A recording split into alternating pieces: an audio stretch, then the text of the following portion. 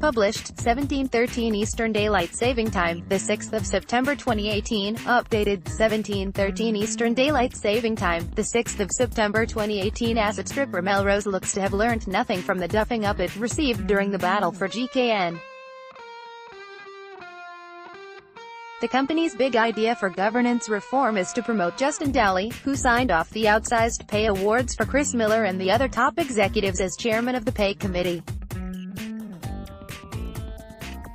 Doubtless he is a fine fellow with huge experience in high finance.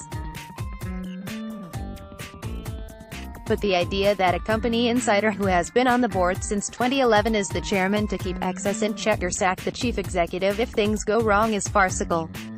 What Melrose desperately needs, as one of the UK's top aerospace and high-tech motor components firms, is a heavyweight engineering chairman in the mold of Rick Haythornthwaite of Centrica or John Neal of Unipart.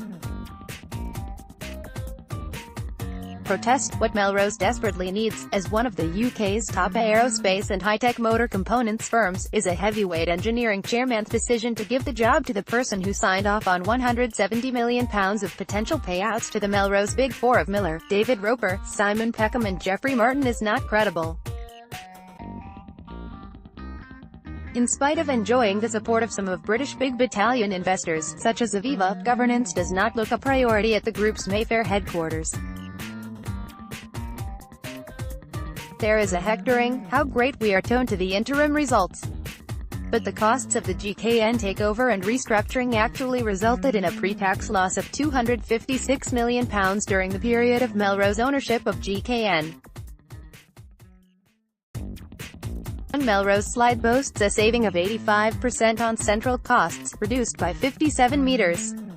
Some £20 million of those have been reassigned to operating units and a further £9 million to Melrose HQ.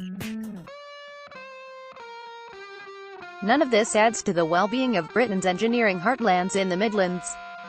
The main asset Melrose proposes to sell is the powder metallurgy offshoot.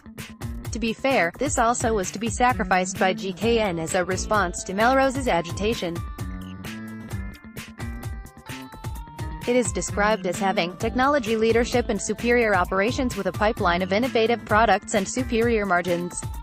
If it is such a wonderful enterprise, then why sell, risk intellectual property falling into the wrong hands, including some of its defense capability?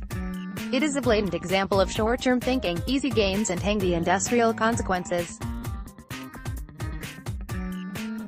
Melrose also trumpets that it found no black holes at GKN as if this is a major surprise.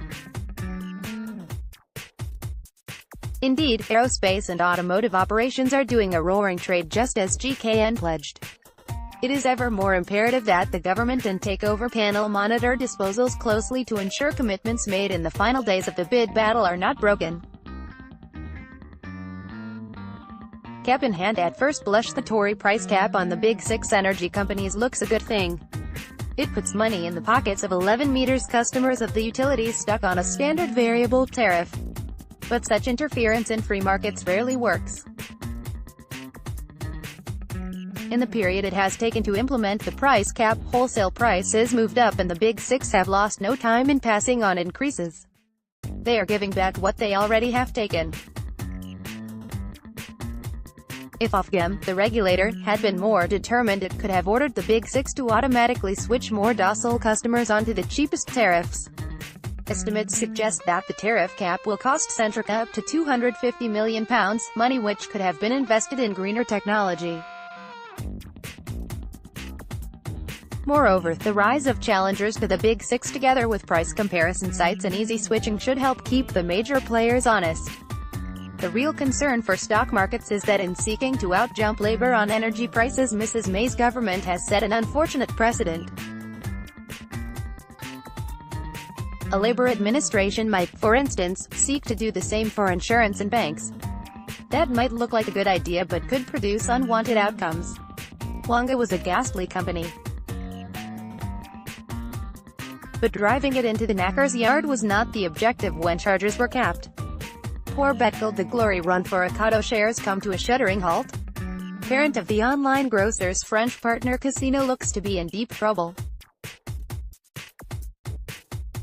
The borrowings of 51.1% owner Jean-Charles Norrie of Raleigh have risen to £3.2 billion, and the price of credit insurance has soared, signaling an 80% possibility of failure.